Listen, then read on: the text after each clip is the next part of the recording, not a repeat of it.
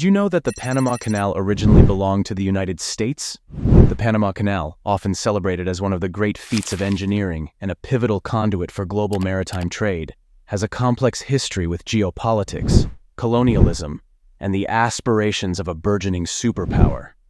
Here is an exploration into the historical complexity of how the Panama Canal came to be, initially as a U.S. territory, and eventually as a sovereign part of Panama. At the dawn of the 20th century, the strategic importance of a canal through the narrow Isthmus of Panama, which would connect the Atlantic and Pacific Oceans, was apparent to major world powers. The idea was not just revolutionary for its potential to significantly shorten maritime journeys, but also for its potential economic and military benefits. However, the region where the canal was proposed was then part of Colombia, known as the Isthmus of Panama. When the United States proposed to build a canal through this territory, Colombia hesitated, leading to a significant geopolitical maneuver by the United States. Seeing an opportunity, the U.S. government backed Panama's independence movement, a critical decision that culminated in Panama's separation from Colombia in 1903.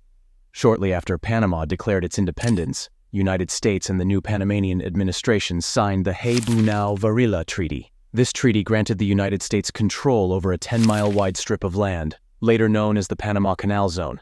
This area was effectively governed as a U.S. territory, and the U.S. commenced the colossal task of constructing the canal.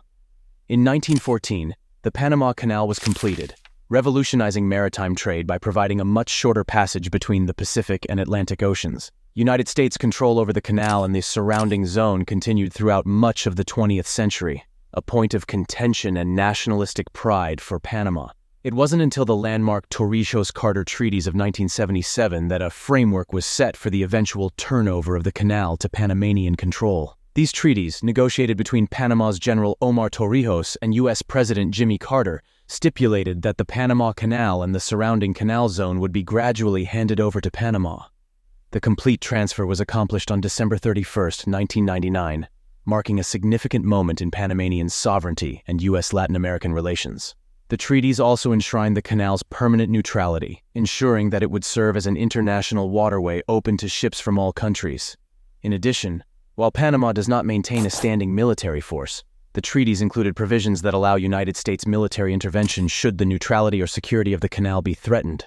Today, the Panama Canal stands not only as an engineering marvel but also as a testament to Panama's resilience and sovereignty. The history of the canal is a poignant chapter in U.S. foreign policy and Panamanian independence.